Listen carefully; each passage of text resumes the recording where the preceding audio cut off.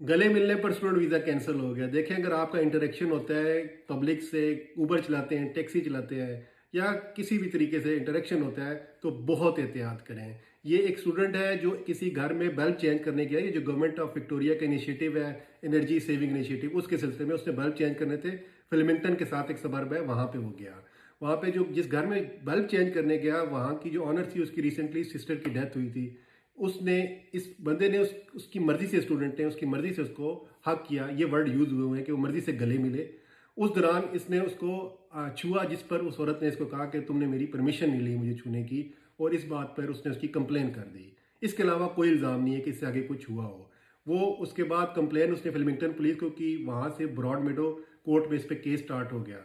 अब जो उसको जब चार्ज किया गया, केस स्टार्ट हो गया, तो इसकी खबर जब डिपार्टमेंट को पहुंची, तो उन्होंने 116(1)(e) के अंदर इसकी वीज़ा कैंसिलेशन कर दी। और पैराग्राफ आई, ये अच्छा, ये वो फेमस पावर है जो आपको याद हो 2022 में जोकोविच का वीज़ा कैंसिल करते हुए यूज़ की गई थी कि जो वीज़ा होल्डर है उसकी जो प्रेजेंस है वो ऑस्ट्रेलियन जो कम्युनिटी है उसकी जो हेल्थ है उसके लिए खतरा है। तो यहाँ पे हेल्थ के साथ एक और वर्ड है सेफ्टी, और फिर पब्लिक ऑर्डर, और फिर एक any segment of the Australian society. ये चार वर्ड्स वहाँ पे यूज़ किए गए हैं। अब ये सेफ्टी के अंडर करके कि यहाँ की ऑस्ट्रेलियन सोसाइटी जो कम्युनिटी है उसकी सेफ्टी को खतरा है इस शख्स से, इसका वीज़ा असेसमेंट करके कैंसिल कर दिया गया। देखें, मैं आपको पहले बता चुका हूँ 116(1)(g) के अंडर कन्विक्शन हो जाए वीज़ा तो कैंसिल फिर हो जाता है। अगर आप कन्विक्ट हो गए, सबको पता है, अगर आपने कोई क्रिमिनल ऑफेंस किया है, इवन ट्रैफिक ऑफेंस है, अगर आपकी कन्विक्शन हो गया है उसमें आपका टेम्प्रेरी वीज़ा कैंसिल हो सकता है। लेकिन विदाउट कन्विक्शन ये फिर उससे भी डेंजरस, उससे भी खतरनाक चीज़ है कि लॉ तो कहता है कि जब तक कोई गिल्टी प्रूव ना हो जाए वो इनोसेंट होता है। लेकिन